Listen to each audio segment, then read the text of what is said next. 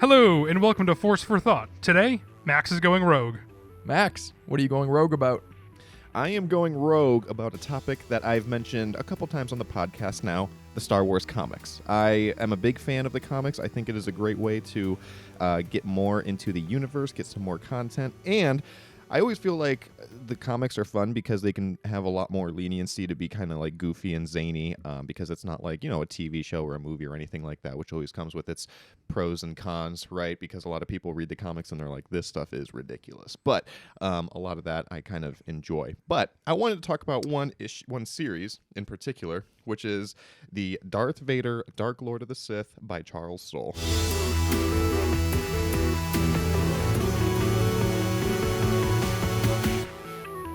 Darth Vader, Dark Lord of the Sith. It is the Darth Vader Volume 2 that started in 2017. It's only 25 issues. It ran from 2017 to 2018, and it is widely considered by the comic fans to be some of the best Star Wars comics out there. If you ask anyone what Star Wars comics I should read, they're 9 times out of 10 going to recommend Darth Vader, Dark Lords of the Sith, or anything else by Charles Soule. He is an amazing author and Star Wars author. He has done so much Star Wars content that it's kind of hard not to read something by Charles Soule, but every now and then I'll read something without really thinking about it, and I'll be like, oh, that was really good, and then I'll realize it was by Soule, and I was like, oh, that makes sense.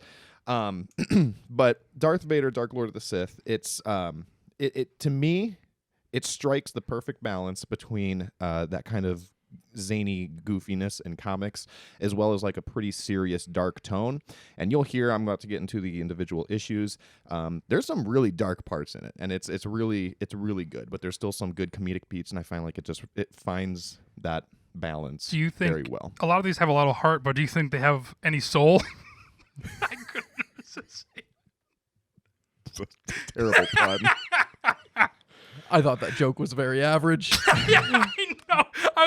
All right. I had a question while you were talking about Charles Soule. Do you think you genuinely think he's the best comics writer right now, or do you think because he is a lawyer like you that has transitioned into writing Star Wars content that you're just living vicariously through him and want him to be the best? Oh boy. No, I think he's the best. But you do find yourself in a similar situation. Yes. Early on in Is the that career. why you got into law, so you could eventually transition into a comic The book whole star? reason. Yeah. This whole thing has been the long con.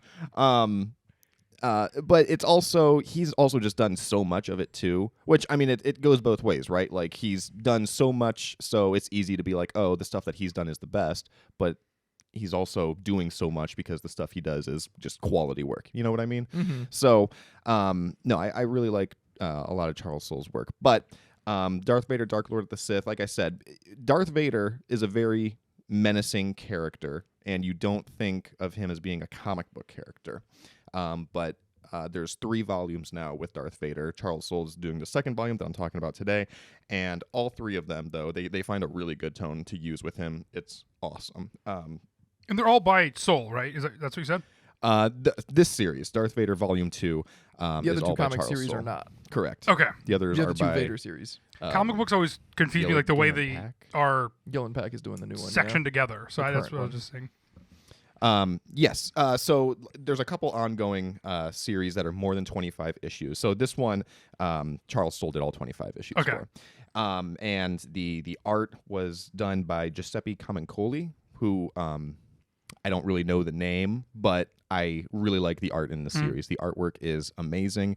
And one thing I like about comics is that you can literally judge a book by its cover because it's an art form, right? So you're well within your bounds to be like, oh, I like the art, so I'm going to read the book. Yeah.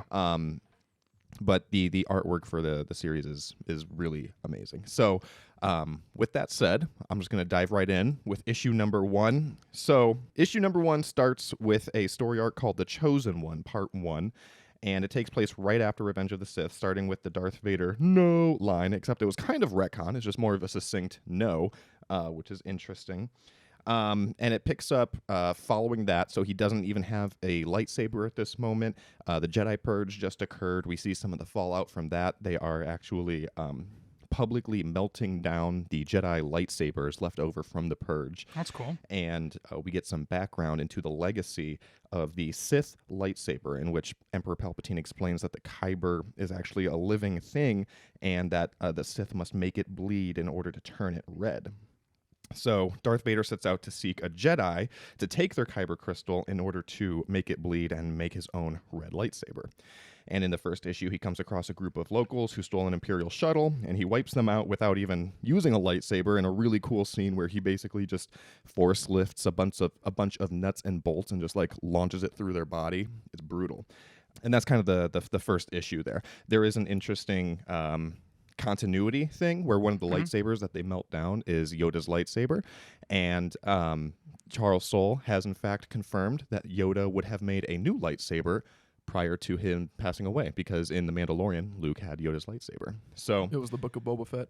it was the Mandalorian arc in the Book of Boba Fett. Right, okay. And then that takes us into Darth Vader issue number 2, The Chosen One, part 2. We start on a space station with clones taking inventory of Jedi artifacts to be sent to Coruscant when Darth Vader arrives. Darth Vader has the access codes and permissions to enter the station, but he chooses to fight the clones instead. And then once on board, he uses a droid to research any recent Jedi who may have taken the bearish vow. So this is the first appearance of the Barash. I always called it the Barash. It's interesting pronunciations. And Barash? I say bearish, but yeah, I reading, don't know. I've but never heard it out loud before. Because were you going to talk about how that's in High Republic? Have you read that? No, when is it in the High Republic? In Phase 2, the Blade of Bardata, Porter Engle, his sister is named Barish, and she leaves the Jedi Order and takes a vow to seek the will of the Force, basically be a wayfinder. I didn't recently go back to this, so I'm kind of flying by the seat of my pants here, but she leaves the Order to sort of follow her own path instead of the Order's path, and her name was Barish, and The Blade was also written by Charles Soule, and he's talked about how he introduced this back years ago, and I guess this is it. I didn't remember when he introduced it, but that's cool. Yeah. So and the Barash vow, however you want to pronounce it. So this is where it's introduced, is in the Chosen One Part 2 story arc, and we learned that it is a Jedi vow to refrain from Jedi Order related activities as a type of penance, and so they would have survived Order 66, which is why Darth Vader is looking for a Jedi who may have recently taken the Barish vow and might have survived Order 66. And then in doing so, he discovers a Jedi by the name of Kirik Infile, a Jedi with no training in diplomacy or research. He had only one purpose in the Order, and that is combat.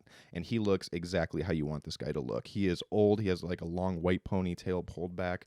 He has a big burly beard, and he is just jacked. So to see him on the last panel, knowing that he's a Jedi who's basically just meant only for combat, it's pretty exciting stuff. But What color lightsaber does he have? I think green. Yeah, there we go. Okay, were you just quizzing me?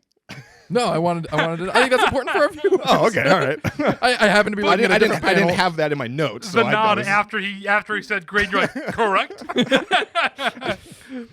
I think that's an important part of a Jedi. all right, well, I'll take notes on it moving forward. There's other Jedi that are about to be mentioned. This I is a didn't Who write it Got down You for episode, there. so Yeah. be prepared, Max. Yeah, apparently. I gotta did be not. on my, I did on my not toes intend. here. I did not intend to assault you there.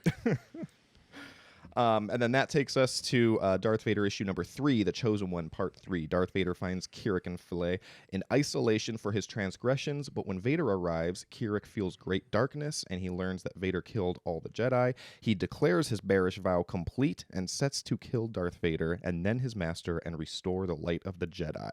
The two duel, in which Kirik has a sparring droid that he's been using while in isolation, but Vader quickly destroys the droid and kind of like he takes its weapon, but with Vader saberless, he's easily bested by Kirik. He loses a leg and is force pushed off a cliff. Yeah, I was going to ask because Vader doesn't have a lightsaber at this point, so he's coming Correct. hunting this Jedi, bare knuckle boxing him. Yep. Okay. Yeah. That's It's pretty brutal. it's awesome watching these combat sequences of Vader without using a lightsaber. It is really cool, and it's interesting in this issue how he just kind of like declares his bearish vow complete, because all I could think of was like during the entire Clone Wars, no one was like, hey, you guys remember that one Jedi we had whose only purpose was to fight people. We should go see what Let's he's call up him. to. Yeah, let's declare his bearish vow complete. I think he can come in handy now. But anyway, so that takes us to Darth Vader issue number 4, The Chosen One Part 4. Darth Vader repairs himself using the scraps from the sparring droid.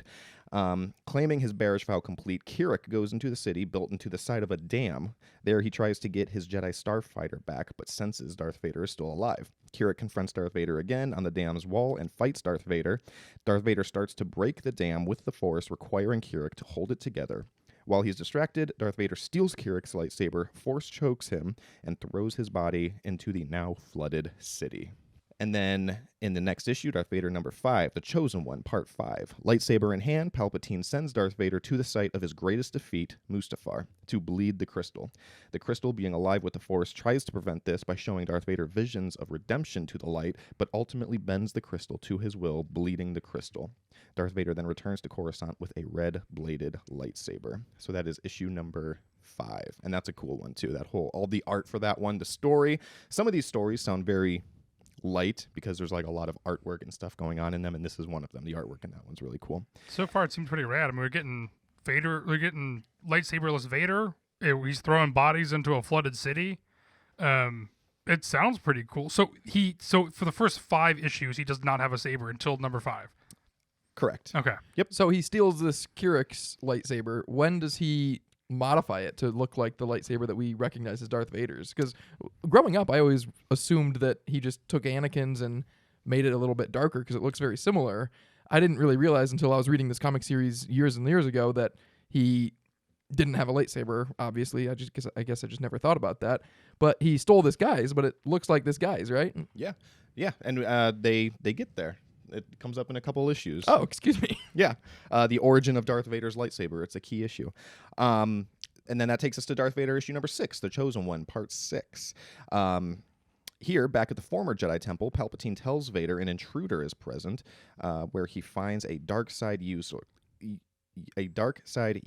and easily beats him in combat, only for Palpatine to step in and stop Darth Vader from killing him. He introduces Darth Vader to the Grand Inquisitor, a former Jedi Temple guard jealous he was not allowed to access the secret Jedi records available only to the Council. Palpatine then shows Darth Vader the rest of the Inquisitorius and explains their purpose as Jedi hunters. Palpatine then instructs Vader to train the Inquisitors, to turn them into a blade that will cut the Jedi infection from the galaxy. And then this issue ends on an image of a familiar Jedi in hiding, the keeper of those Jedi archives of which the Grand Inquisitor was so jealous, Jocasta Nu. Oh, I love Jocasta Nu content. This is probably... So remind us who is Jocasta Nu, because that's a returning character. Yes, Jocasta Nu is the very elderly librarian that you see in Attack of the Clones, who tries to convince Obi-Wan that Kamino must not exist because otherwise it would be in the archives. Because Queen Arrogance, I remember her. She is, and her arrogance gets to the best of her too, as we'll see. So that concludes the Chosen One story arc, and then begins what's probably my 3rd favorite storyline of this series, The Dying Light. So this is Darth Vader issue number 7, The Dying Light, Part 1. We open on Darth Vader brutally training the Inquisitorius, cutting off multiple limbs from various Inquisitors and demanding they continue to fight. Grand Inquisitor shows up and questions Darth Vader's methods and begins talking about their purpose. Grand Inquisitor reveals he has been given a list of presumed Jedi survivors, among whom Jocasta Nu is a prioritized target. We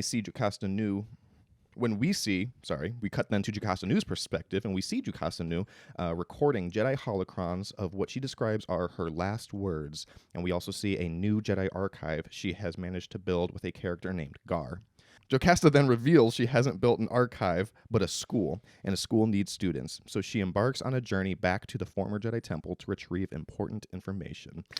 And then back to Darth Vader's perspective, Palpatine explains Jocasta is prioritized because, as keeper of the records, she knows where the secret Jedi archives are kept, but more importantly, she also knows possible secret Sith archives. Therefore, Palpatine instructs Vader to bring her to him alive.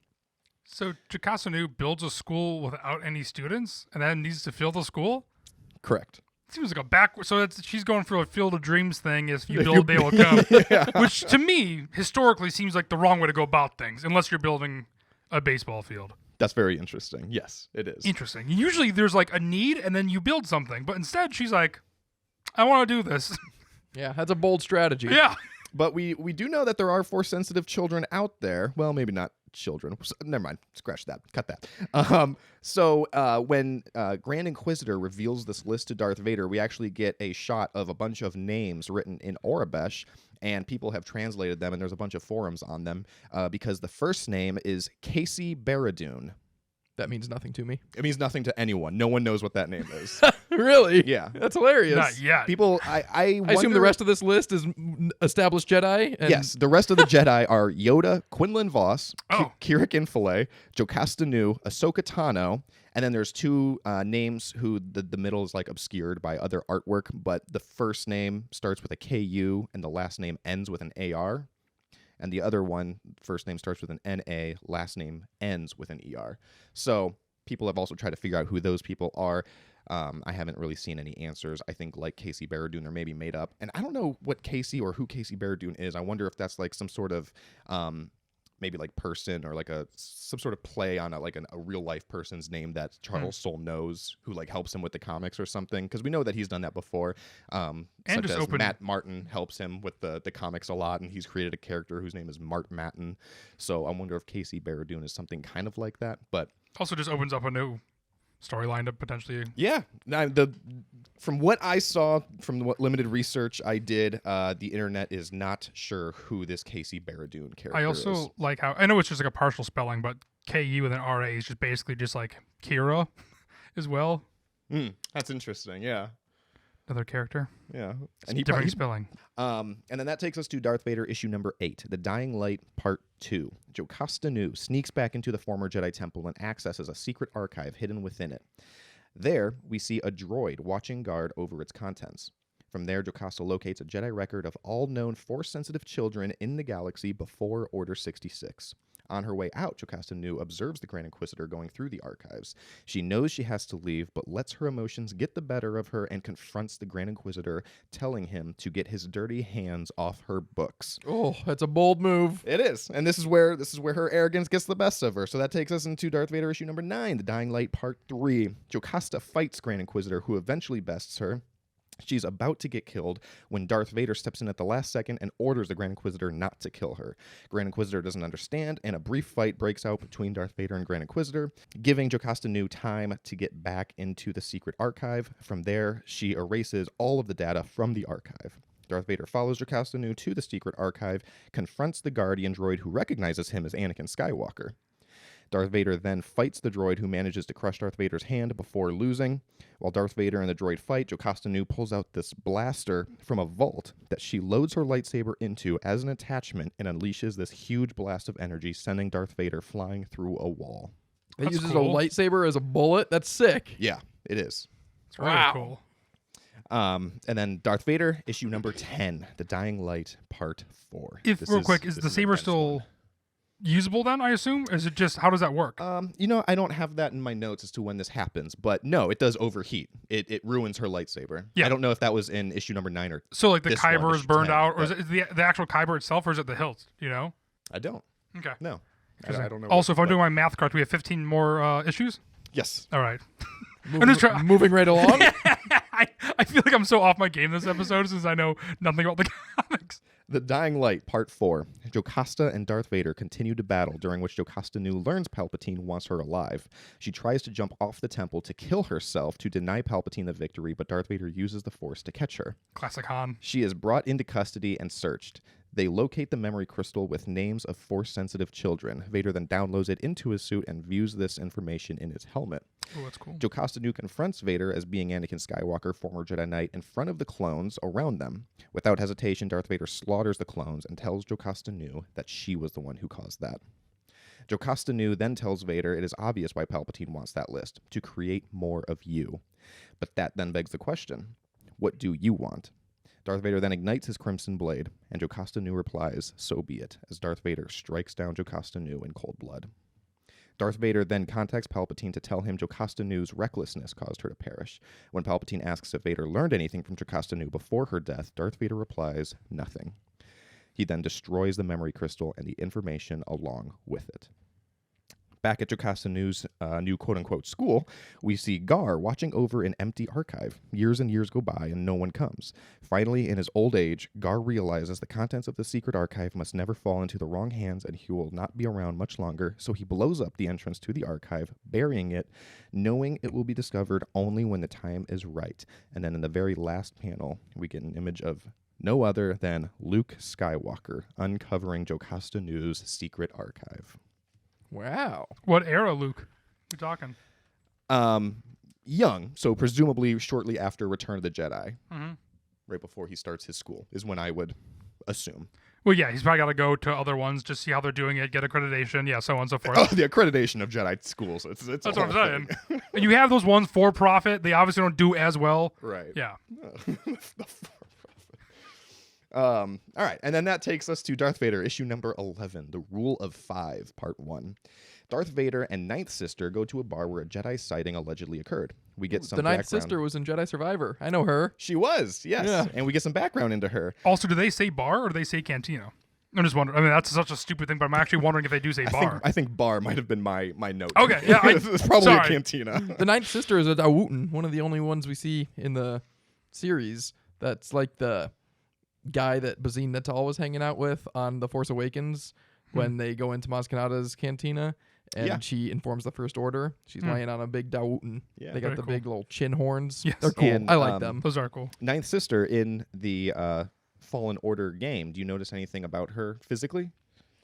She loses an arm in the game that she has a prosthetic for in the second game, I noticed. Man, But I not think a that's limb it. loss in those games. She also has a prosthetic leg or cybernetic or whatever, and she only has one eye. Oh, I do remember the eye. Yeah. Are we about to find out why? Yes, so we get some background into Ninth Sister, such as losing an eye to Vader during training, and then she later loses a leg in another issue. Diabetes. That's, sorry. that's a look forward to. Diabetes. So Darth Vader and Ninth Sister walk into a bar. This is a great That sounds setup. like yeah. They find no Jedi but are ambushed by a family of bounty hunters. Darth Vader tracks down the family after escaping the failed hit job and threatens to kill the daughter if they don't say who hired them. They don't know but are able to hack the bounty net to find out where it came from, only to learn that the hit was placed by the Emperor himself. That's cool. Darth Vader, issue number 12, The Rule of Five, Part 2. In the previous issue, I forgot to write this during the time. In the previous issue, Vader's lightsaber is destroyed during the failed assassination attempt, and in this issue His number brand 12, new lightsaber? Yes. That Man. sucks. Classic Anakin. He always be doing that. And then this issue, it starts with him building his classic, the iconic lightsaber hilt that you know Darth Vader to have. Oh, so that was Kirik's lightsaber that got destroyed? Correct. Okay. Yeah. And then Darth Vader, issue number 12, he builds his iconic lightsaber. What does he do about a kyber crystal? Does he use the same one? It's the same one. Okay. The Same thing. crystal survived. Okay. Vader travels back to Coruscant, but is again attacked on his way. He survives and ultimately confronts Palpatine, who denies placing any such kill order. After some meditation, Vader requests from Palpatine to set an example to which the Emperor agrees. Darth Vader and Palpatine give a speech in front of a large crowd of Imperial officers in which Vader says there has been an assassination attempt on his life and believes it to come from within the Imperial officer corps. Vader then calls 5 officers forward at random and informs the crowd that he will always survive, but these 5 officers selected at random will not. He force chokes them to death. All 5? All 5. Is that the rule of 5? That's the rule of 5. Dang. Interesting. Okay. And then that takes us to Darth Vader, issue number 13, Burning Seas, Part 1. This one's probably my second favorite story arc. This one starts with a time jump. Some time has now passed since the ascension of Emperor Palpatine in the Galactic Empire. Political disputes have begun, and Palpatine wants to send a message that his voice is the only one that matters. He sends a team led by Tarkin to Mon Cala to ensure it stands with the Empire due to some recent disputes the planet has had with the Empire. On Mon Cala, we see King Li Char negotiate with an Imperial ambassador over a trade dispute. The king is accompanied by his right-hand man, Radis. Meanwhile, Darth Vader is sent to the planet as Palpatine believes the king may also have a secret advisor, a Jedi. Darth Vader and his Inquisitors make planetfall, but are questioned by the king's chief of security, Gail Akbar. Akbar claims Mon Cala is peaceful and Darth Vader's presence is unnecessary and unwanted. However, in that moment, the Imperial ambassador's shuttle is destroyed with the ambassador on board. Tarkin notes that the fools have chosen war. Finally, we end on a Jedi, the secret advisor to the king, being advised of the situation. We don't see his face, but upon hearing of Vader's description, knows who it is, Anakin Skywalker. So this is the same Lee Char from that Mon Cala arc with Kit Fisto in the Clone Wars where he was Prince Lee Char. Yes. And Radis, the same guy that led Home, or was piloting Home One in Rogue One. And The very same. Is it Home One in... No, I think Home One is the one that Akbar is using in Return, right? Yes, I think that's right. What's the name of Radis' ship? I can't place it. It's not the Radis, because there's It's another not ship the Radis, called the Radis. right. In The Last Jedi. Right. Coincidence? Little echo situation going on? And then Guile Akbar, his first name's Guile. I guess I never knew that. I don't know if it's pronounced Guile. Gial. Gial. I think Okay. Guile. All right. Gale. Giles is a character in Buffy the Vampire Slayer, which Interesting. I don't know if that spelling is the same, but I'm going to look it up right now. I also like that his name is Lee Char, because this is written by a man named Charles, who presumably goes by Charlie, and he just kind of flipped the syllables. That is funny, but he didn't name this character. It was That's true. existing He was in character. Clone Wars. Yeah. Yeah. Well, maybe someone else named Charlie did it. Or maybe that's why Charles Soule wanted to bring him back. He's like, That's his favorite character. Lee That's Char. his Glupshido. Yeah. Who's that? Whose favorite character is that? Charles Soule's. That's his favorite character? What? Who did you say that name? Glupshido? Yeah. That's a... I don't know. I actually know if it's a name. That's a phrase to mean the minor character that you ineffably love in Star Wars. So mine is Kit Fisto. Other people have other Glupshidos. I feel like Salacious Crumb's a common one. Yeah. Nine I Numb. see that. Nine Yeah. Numb. Big Nine Numb fan. Darth Vader, issue number 14, The Burning Seas, Part 2. War breaks out all over Mon Cala. Quarren, and I left this blank because I was going to go back and fill it in, but I didn't. What species is Akbar? Mon Cala. Just Mon Cala? Mm-hmm. Okay. Alike fight side by side against the invading empire. Darth Vader and his inquisitors march on the palace. King Lee Char remains to give a final address to his people from his throne as the planet evacuates its citizens. Meanwhile, Jedi, revealed to be Jedi Farron Barr, it's a new Jedi, but he's a Niktachi with a broken horn. It's a really cool design. It's very cool. Is revealed and also has a handful of acolytes with him. He explains how he obtained security footage from the Jedi Temple from the night of the Purge, and that is how he knows Darth Vader is Anakin Skywalker. Master Barr says he has a plan to rid the galaxy of Darth Vader forever. He advises the king to fight the Empire no matter what, as they will never leave. The king goes to make his address, but is interrupted when Darth Vader and the Inquisitors break into the throne room. We think Darth Vader is about to kill the king until he is saved at the last second by the king's contingency to flood the entire planet. Half the planet's already underwater, so it really doesn't make any difference to the Quarren and Mon Cala, but it really sets back the Empire. I'm starting to think that Akbar's species is the Mon Calamari. I always forget. What's the planet? The planet is Mon Cala? The planet is and Mon the Cala. people are Mon Calamari then. Because it's calamari, like the Well, fish I'm we glad eat. that you didn't know right off the top of your head either, because as soon as I came across that blank, I was like, damn it. I meant to. I always have a hard time remembering that because that's such a low effort name. The fish guy from Return of the Jedi. And they And just someone asked named him George in- Lucas what his name. Calamari. Ah, He probably just had that for shouldn't lunch. Shouldn't we kind of Star Wars it up a little bit? Mon Calamari. Right. Just throw Mon instead of something. Her name is Mothma. Mothma. Darth Vader, issue number 15, Burning Seas, Part 3. Darth Vader survives, obviously, we know this, by using a force bubble underwater. He is reunited with the Inquisitors, who revealed that they have obtained the location of the Jedi. King Lee Char survives the flooding and warns Farron Barr that the Inquisitors know where he is. Meanwhile, Akbar leads a successful attack on an Imperial skybase being used by the Empire as a staging ground for their battles. This upsets Tarkin, who then decides he is escalating this war. Dang. I was hoping he survived because his suit had mechanical gills. And he Can you imagine? He doesn't need to breathe air. He It's can breathe built for water everything. too. Yeah. Yeah. Headcanon. We'll chop that one up as a fan theory. Darth Vader, issue number 16, Burning Seas, Part 4. Darth Vader is requested by Tarkin to give up on the Jedi and instead focus on getting the king. Vader reluctantly agrees. The Inquisitors and their accompanying Purge troopers continue to pursue the Jedi. Farron Barr and his acolytes continue to run. Many have to sacrifice themselves to save the others. As Master Barr's acolytes die, we get background on each one of them, which is just a gut punch every single time. Like we see this person die, and then we're like, hey, you want to know this person's whole background? And it's like, oh my god. How many pages are each of these comics also? They're all 22 pages. Okay, cool. As Master Bar's acolytes die, we get background on them. We learn that they are not force sensitive, but they have all had either positive run-ins with Jedi or negative run-ins with the Empire, which Farron Bar uses to manipulate these people into following him. We also learn that Farron Bar's only goal is to get as many planets into wars against the Empire as possible. He doesn't actually have Mon Cala's best interest at heart.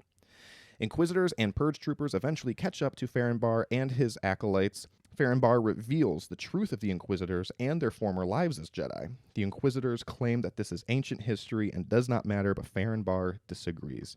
Farron Bar is a student of history and has studied everything about the Jedi Purge. Farron Bar then uses the Force to remove the helmets of the Purge troopers, only to confirm his suspicions.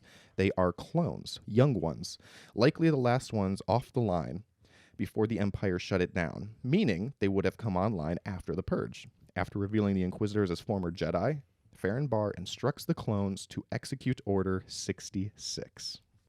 Oh, because they didn't execute it the first time. Yeah, and they're That's Jedi. how it works. Cool. It's a one-time use chip. I was just gonna say. It works. Darth Vader, issue number 17, Burning Seas, Part 5. Order 66 is executed, and the Purge troopers turn on the Inquisitors, allowing Farron Bar to escape with one acolyte. He tells his follower to seek out other Jedi and to continue their mission. As a side note, I did not have this in my notes. However, this is when Ninth Sister loses a leg. One Inquisitor who's with them gets killed by the Purge troopers, and one of the other Inquisitors cuts off Ninth Sister's leg so that he can escape because he's a coward. But one-legged Ninth Sister still manages to survive as well. Nice. Meanwhile, Darth Vader locates the king and Tarkin, has him watch as they destroy the king's planet. I said that weird. Meanwhile, Darth Vader locates the king, and Tarkin has him watch as they destroy the king's planet. Farron Bar then shows up and confronts Darth Vader. It is revealed that Farron Bar killed the ambassador to drag Mon Cala into the war with the Empire. Upon hearing this, the king is upset and immediately orders his armies to cease fire and claims it was all a misunderstanding. The Empire doesn't care and continues to destroy cities from orbit all over the planet. Realizing the Empire won't stop, Raddus and Akbar evacuate the fleet and go into hiding. Darth Vader ultimately kills Farron Bar in combat and takes the king captive. King Lichar tells Darth Vader he hasn't seen the last of Mon Cala and that somehow Mon Cala will rise again. Darth Vader replies there is no Mon Cala. Mon Cala is gone. There is only the Empire. That's a cool line. So this is where Tarkin gets his interest in holding people hostage while he blows up their homeworld. This is MO, apparently. And so just to confirm, we see the flash forward of Luke Skywalker going to the school, and then we go back to the regular story, correct? So there's a little bit of flash forwards. Okay. Yeah. All right, and then that takes us to one of the most interesting issues of the series, Darth Vader issue number 18, Bad Ground. It is it's a one-off. This is the only story of its like little arc here, but it's probably one of my favorites. It's really good. So. Running out of Jedi to hunt, Vader requests Tarkin to hunt him himself. What follows is a game of cat and mouse between the cunning tactician and brute force. Tarkin hires numerous hunters only to all die at the hands of Vader after serving Tarkin's purposes. Tarkin is ultimately able to draw Vader out into the Stormlands, aka the Bad Ground. Vader is about to kill Tarkin, who then falls to his knees as if to surrender, but he isn't surrendering. For in the Stormlands, the bigger you are, the quicker you die. Just then, Darth Vader gets struck by lightning, which nearly kills him. However, Tarkin keeps him alive and calls a ship for their evacuation. But Vader, still having 1 ounce of life left in him, force chokes Tarkin. However, Vader likewise spares Tarkin's life. It's a really cool issue. The thing with comics is you know where they're going to end up. So, like, the whole issue, you know Vader and Tarkin survive. Yeah. Mm-hmm. So it's just kind of a question of, like, what are they doing? How do they get there? Because the story kind of throws you right in the middle of it. So it is a really interesting issue. And they're short. They're only like 22 pages. And since it's a kind of a single one-off story, I think that's a good one to kind of read real quick. That journey to go through. He's force choking a lot of people and building lightsabers a lot so far. Yeah. That's a really good kind of explanation, or at least exploration, for how Tarkin has so much respect from Vader. Because I always find that myself kind of bothered with that in A New Hope, that Vader is taking orders from Tarkin. Yeah. So kind of like Tarkin's not being that nice about it, and Vader from what we know about him from these comics and everything else, it does not seem in character for him. But that's cool. That's how Tarkin got so much respect from him. Yeah, because like Tarkin basically beat him, right? I mean, he had the upper hand. He could have killed him if he wanted to, but he realized he also appreciated Vader's power, so he kept him alive as well. And yeah, I think that helped build that mutual trust that we see in A New Hope. And then that takes us to Darth Vader issue number 19, the beginning of the last story arc, Fortress Vader. And this one's probably my favorite of the entire series. This one gets pretty dark, and it starts off the rip. So, Eth Koth is revealed to have survived the Jedi Purge. He was kicked off the Jedi Council before the Purge and is living as a husband and, as of today, a father. Unfortunately, Vader and the Inquisitors show up just as Eth Koth and his wife welcome a daughter into the world. Eth Koth fights Vader and tells his wife, Mira, to take the baby and go. The Inquisitors follow Mira and the baby as Eth Koth fights Darth Vader. A female Inquisitor eventually catches up to Mira, who pleads to the Inquisitor, woman to woman, to let her go. The Inquisitor agrees and Mira boards a ship with the baby. Just as the ship is about to take off, the Inquisitor uses the Force to steal the baby from her mother's arms, leaving Mira distraught and unable to go back to rescue her own child. The Inquisitors return to Darth Vader with the baby. Eth Koth sees his child and in a moment of distraction is murdered by Darth Vader. Darth Vader and the Inquisitors return to Coruscant with the baby and turn the baby over. It's not really explained who they turn the baby over to. They have like these kind of Imperial Guard looking people that they just give them to. The entire time I was reading it, my heart was in my stomach because I thought they were going to kill the baby, but then they just turn it over and I'm like, okay, that's a little bit better, but maybe I don't know what happens to that baby. Yeah, that is dark. Yeah, that's very dark. That's a good story. I mean, so far, everything you said sounds really cool, and I do like. Part of me really likes it, and part of me is not bothered by the comics or anything. This is just a different ground, but it's just kind of filling in all of those gaps. And this, you said, to me, it's him not actually having the actual saber that he built, he modeled after Luke's is to me a little bothersome, just because for my entire life you just think that it is the same, but it's weathered or whatnot.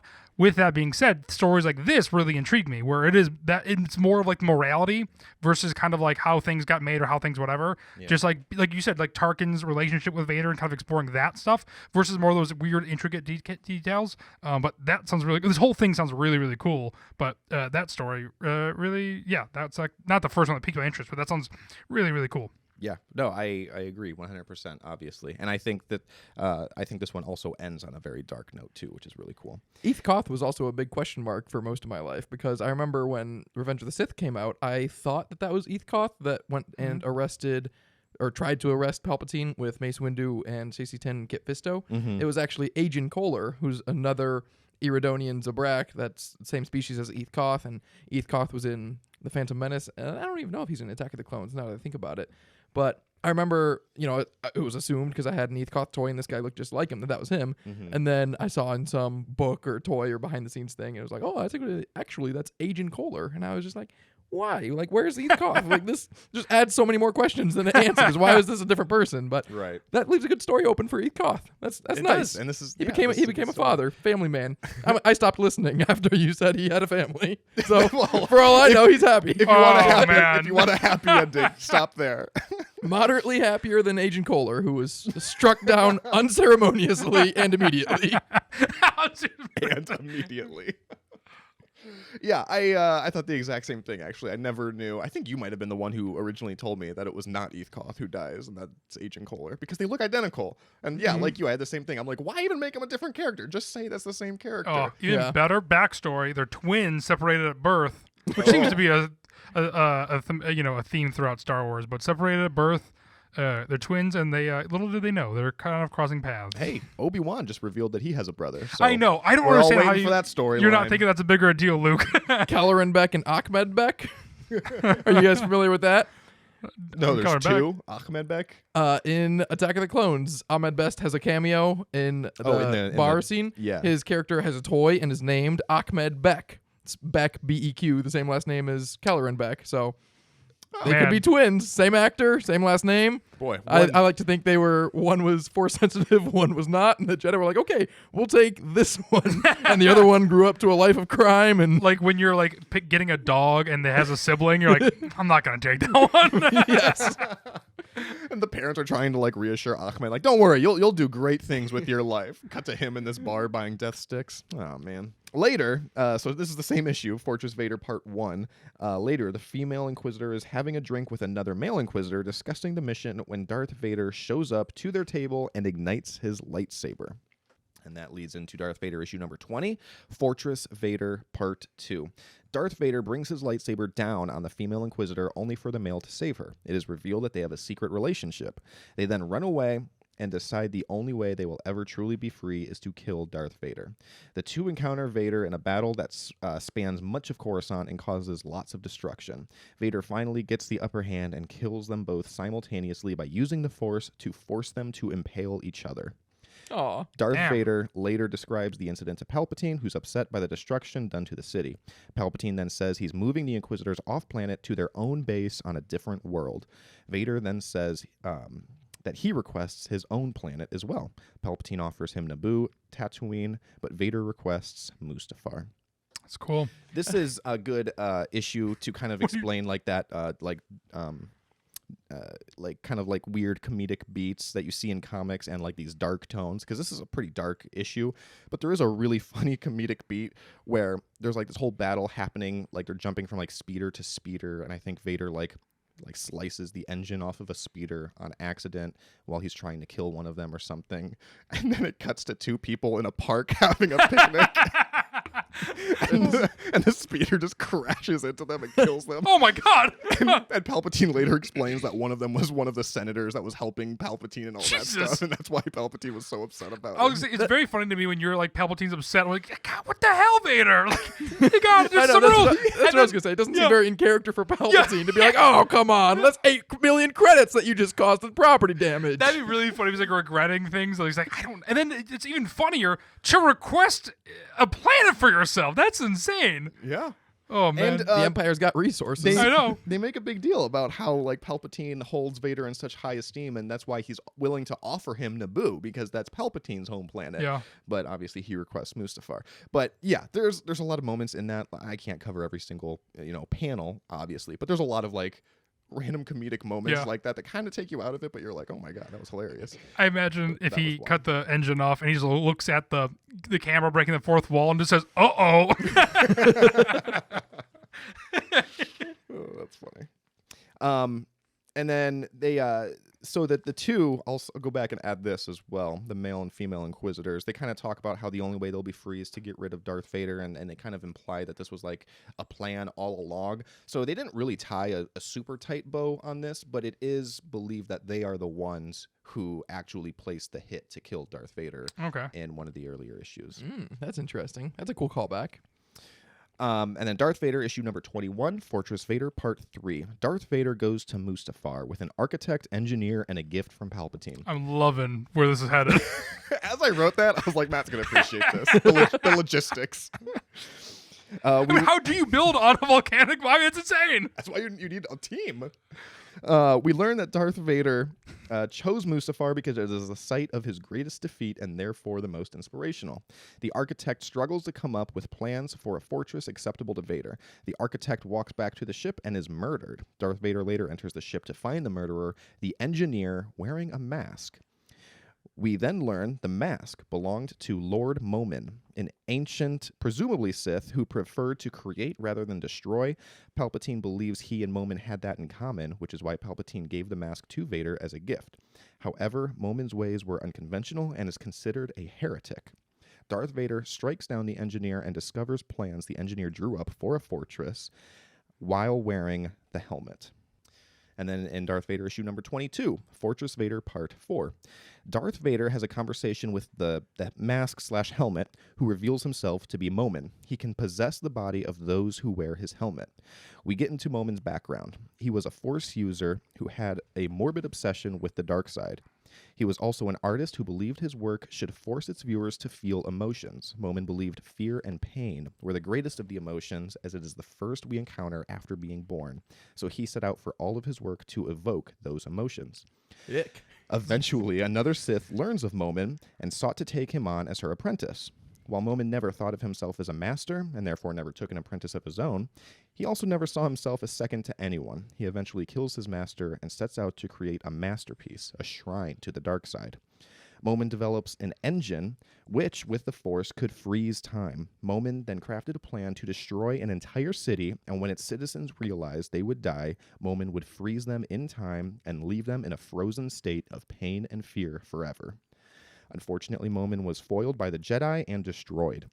Darth Vader then asks about the plans, to which Momin says is actually a key to the path beyond the dark side, and that with Vader's help could be Momin's masterpiece. I don't know if it's unfortunate. Oh man, I wasn't You able really to root trap for this the guy. entire city in time for all eternity. Yeah, I don't know why. Foiled by those darn Jedi.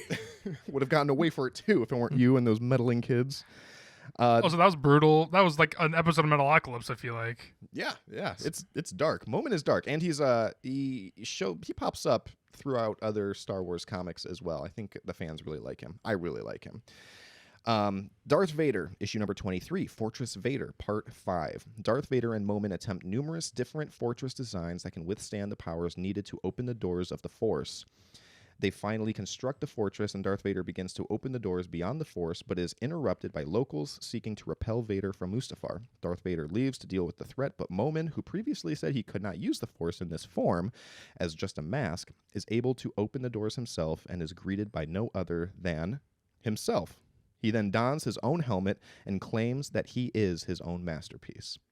So there's another kind of funny comedic beat in this one too, is Darth Vader, in order to work with Momin, needs a body. So he keeps like taking an Imperial stormtrooper guard officer, whoever, and just forces them to wear the mask. And then when they're going through all these different fortress designs, they like build half the fortress and then it gets destroyed because its integrity isn't good enough. And Vader keeps getting frustrated, so he just keeps killing the body and then taking the helmet and putting it on someone else. And so there's like 6 panels in a row where like you don't see him kill anyone, but they're all on different bodies. That's funny. But then that leads into Darth Vader number 24, Fortress Vader Part 6. Darth Vader and the Imperials battled the Mustafarians. The Mustafarian priests eventually call upon the blood of Mustafar to eliminate Vader. The lava then rises and washes over Vader and his army like a tidal wave. Vader is able to survive using a force bubble, callback, use that on Mon Cala, and retreats to his fortress. There, Vader is able to use his new shrine to similarly flood his attackers, wiping them all out. Momin then appears and thanks Vader for preserving his castle. The two then battle, in which Momin states Vader believes the dark side serves him, but is wrong. They are there to serve the dark side, and Momin, knowing this, is why the dark side will keep him alive. And Momin says... Knowing this, Momin says this is why the dark side will keep him alive. Momin gets the upper hand and cuts off one of Vader's cybernetic arms. Vader then asks Momin if he lied about what lies beyond the doors, and Momin says no. All things are possible through the Force, and what Vader desires awaits on the other side. Vader then uses the Force to squish Momin like a bug with a massive slab of volcanic wall, and his head pops off kind of like a pimple. It's really cool. It's brutal. And the helmet still kind of like just falls off though. So the helmet's still around, but he kills Momin's body. Brutal. Vader then opens the door himself and claims that his destiny is his own. And that leads into the final issue of the series, Darth Vader, issue number 25, Fortress Vader, Part 7. What kind of door is it that he has to open himself? I feel like how many doors have we seen that they have to physically open? Don't they usually open by themselves? It's not a blast door. It's weird. I mean, it's like the doors to heaven, isn't it? It's like massive it's like doors that open into a cosmic entity. Yes, it's not. Dang, all right. Like not all physical, so it's kind of trippy and hard to describe. And issue number 25, this one that I'm about to try to describe, is definitely the hardest because Perfect. Well, I'll just say here. So Darth Vader walks through the doors and enters into a dark side astral form. Darth Vader is guided through his memories from the perspective of the dark side in a series of trippy flashbacks. We even get a beat showing Palpatine manipulating the Force to conceive Anakin. Darth Vader is also forced to fight all the members of the Jedi Council, including Yarael Poof, who he beheads, which, with a neck that long, is just super satisfying to see. Not all. I was finishing up this series just earlier today before I left, and I know what panel you're talking about because it shows almost all of the Jedi. It has Yoda, Yaddle, Stacey Tin, Shakti, Plo Koon, Jocasta Nu, who's not usually included, but she was in the series. Same with Kirik and Eth Koth. No Kit Fisto.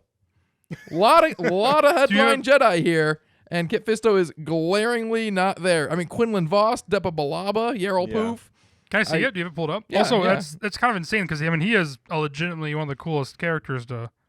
Visually, coolest he's design. one of the coolest looking. It is weird that they don't use him more often. Yeah, I was kind of bummed. And he said almost nothing in canon, so you can really make that character whatever you want. I also feel like every time I see Kit Fisto, Plo Koon is always there too. Those are like the coolest. Like I just feel like those are like their Black Series toys were released very rad at the same time. They're pretty linked to each other. I think they're the most popular B line or probably C or D line Jedi from the prequels. Because Ki-Adi-Mundi has a lot of speaking roles, inexplicably. Yeah, George Lucas saw it fit to give him all the lines from the Jedi Council Real that quick, weren't Mace Windu or Yoda. So it does say that Palpatine then is the one who did the Immaculate Conception with Anakin. So because we were just talking about that as well. Right. We were just talking about that. And Yeah. actually, my sister-in-law listened to that episode. She's a school teacher, a Catholic school teacher, and she told me that the Immaculate Conception was actually the conception of Mary, who was born without sin. And that was what was immaculate, is a perfect conception. And the conception of Jesus was a virgin birth and not, quote, the Immaculate Conception. That's not what the phrase is. The Immaculate Conception is her being able to, that makes sense. So if the Immaculate Conception is Darth Vader being born, then it would be about Darth Vader being born without then Luke any Skywalker sin. would be the chosen one.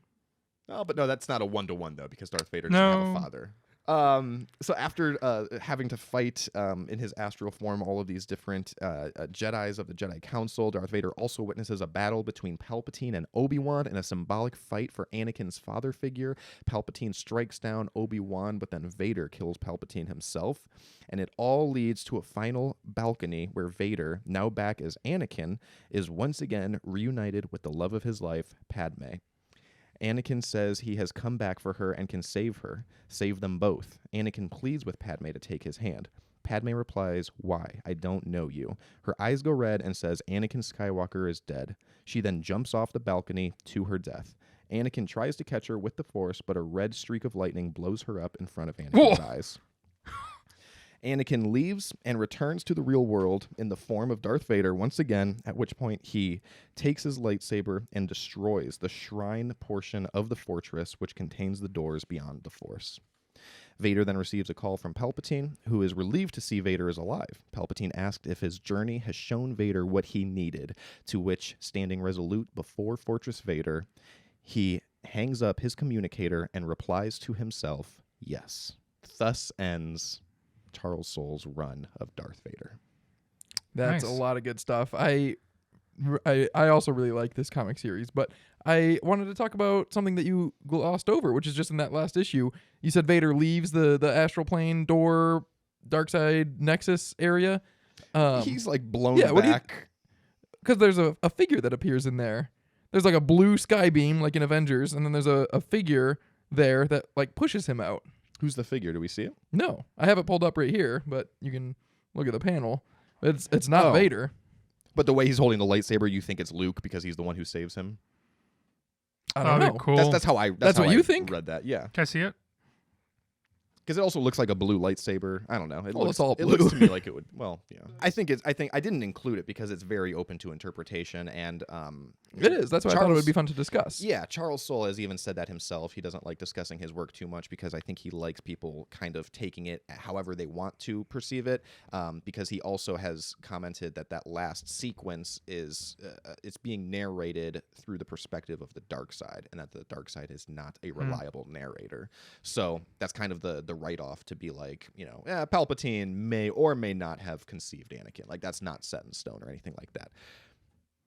I also So want maybe that's Anakin that banishes Vader from the dark side nexus. Oh, that'd be cool. I think Anakin's a fun theory too. Yeah. that's And cool. the theory. lightsaber color doesn't really mean it. I mean, this entire man is No. blue. Yeah.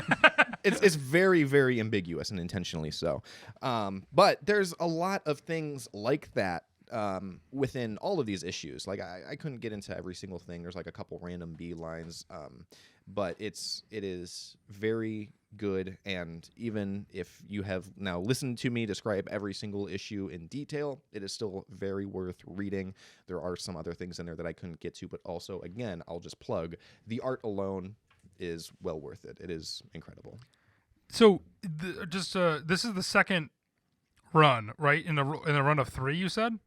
Correct. Yeah. There are 3 Darth Vader comic series. And so each series, do they run into each other at all? Like, is it a logical next step? No. Okay. In fact, this one's an illogical next step because Darth Vader Volume 1 starts right after the events of A New Hope, and it goes right up to the events of Empire. Oh, okay. So And then Volume 3 yeah. starts right after the events of Empire, and it's still going on right now, but it's presumably going to go up to the very So we get beginning like of Return. the first little bit, and then we go kind of flashback it a little.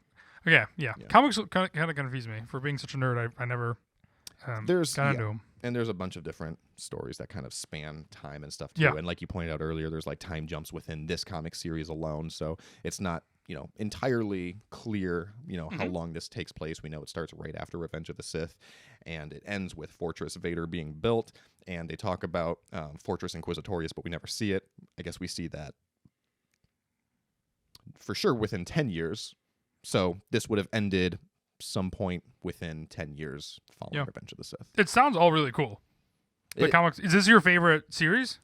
It is. A Yes. run? This is my favorite series. It's a nice condensed 25 issues, which is nice too. The other ongoing Darth Vader volumes 1 and 3 are what's volume 1? I think volume 1 might be like 50 issues. I couldn't tell you this. It's got to be the same, or at least very similar to the Star Wars mainline 2015 series. That was and 75. that was in the Dang. around 75, I would have said. But Yeah, I'm sure it's nice to have a tight I think it 25 was then. 75. So maybe volume 1 was 75 as well, and guess volume very 3 similar. is still going on right now, but it's following the Star Wars main line, so it's going to be somewhere along there as well. So yeah, it's nice to have a tight 25. I think Poe Dameron, another series by Charles Soule, is also I think it's more than 25, but it's not too many issues, and that's also probably one of my favorites. I would put that one up there as well. Most Star Wars comics are considered a mini series, so they're like between 4 and 12 issues.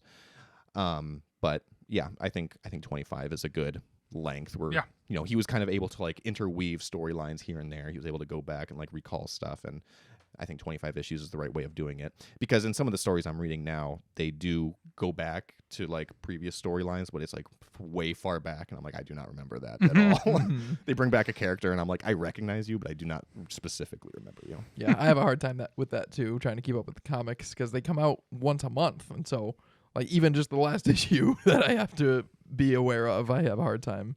Yeah, I've actually started to kind of stockpile them and then just kind of binge read them Smart. at a Yeah, time. that's That better. binge mentality. Which is nice because I feel like I can kind of like solidify it more easily, right? I can remember the storyline and it kind of sits better. Unfortunately, I sometimes see spoilers like on like my Facebook groups and stuff. That's so too that's bad. kind of a shame. Yeah. But I like when after a comic run is done, they just make a full book out of it. Mm-hmm. That's An omnibus. Yep, that is the best. And so like, and then if you get some more like graphic novel feel, there's a graphic novel, I guess, or a comic book run that went turned into a graphic novel called Paper Girls, which is fantastic. Also written by a Clevelander. And that's great because that's just the full book.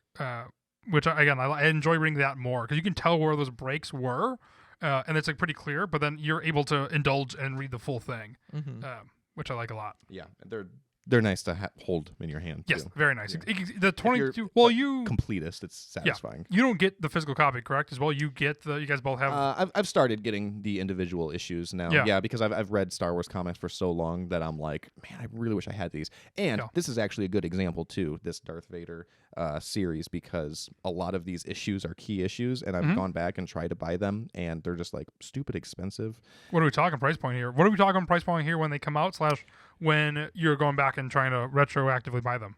So I'm looking it up right now on Key Collector. So they come out, they're $4. Yeah. And right now, Darth Vader issue number 2 is considered a key issue because it's the first cameo appearance of Keurig Infile, and that's $25. So it's Okay. like It's not unreasonable, Yeah, but like you- a No, I could 6 do it if times I return on wanted to. investment. You're talking more than $1 a page. Yeah. That's true. Yeah. Just for a cameo appearance of a Jedi who's Yeah. introduced and dies 2 issues later. At first, I thought you were gonna say it was like a couple $100 or something like really collectory, but like I mean, for a 22-page comic, No. that's There's- a little steep. Yeah, there's very few issues like that in the current Marvel canon that's like that. Yeah. But Do you ever get the sense that when you're reading a comic that you're gonna be like, this is gonna be a classic one that goes down in history? Either of you guys? Yes, because I think that's something that's really cool about comics is like a lot of times with other collecting things like, baseball cards, for example, there's like a printing error and that makes it really valuable. Yeah. And it's like, that's kind of lame though. That's not really cooler. It's just different. And then sometimes it's like, oh, Cad Bane is in this comic and Cad Bane is really cool. And that's why this comic is going to be really valuable in the Yeah. future. So yeah, you do kind of get like your finger on the pulse for what that's going to be, just because the value is determined by people like us that just think something's neat, and Yeah. if enough people think that, it's going to be more valuable. that said, there is a good amount too of just like pure speculation in Star Wars collecting. Like no one knew that Cara Dune's figure were going to be worth anything until after she Cara was Dune. canned, and they immediately pulled all of her figures, and people were like piling them up.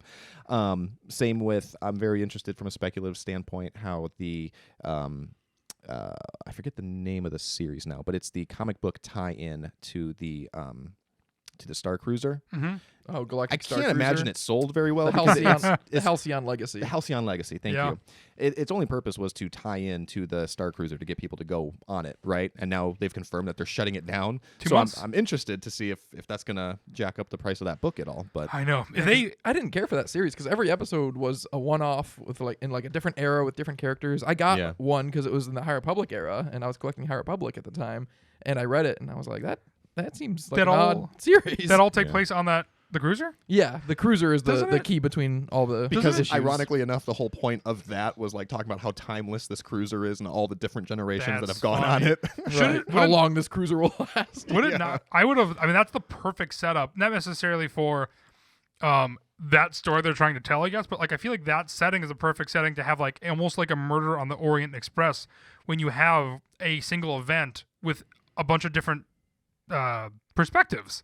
Mhm. With Yeah. everybody on that ship. I feel like that's like the perfect time. Yeah, that would have been interesting. All very random people that are on this ship together, this cruiser together. Also, I feel like if they brought the price way down, that'd be so fun to go to before. Can you imagine doing like going to the cruiser in Disney? Going to the Galactic Star. Yeah. Yeah, and like the last couple of runs to be like, because I really wanted to go, but I mean it's dumb expensive, but like it sounds really rad. But like it's just like it's so expensive, which is why I think why it's shutting down, right? I mean like I would have definitely gone if it was Right. like $1,000 less. But I think when they announced that it was shutting down, I think they gave everyone who had a reservation for after that shutdown Yeah. date priority to like reschedule it earlier, didn't they?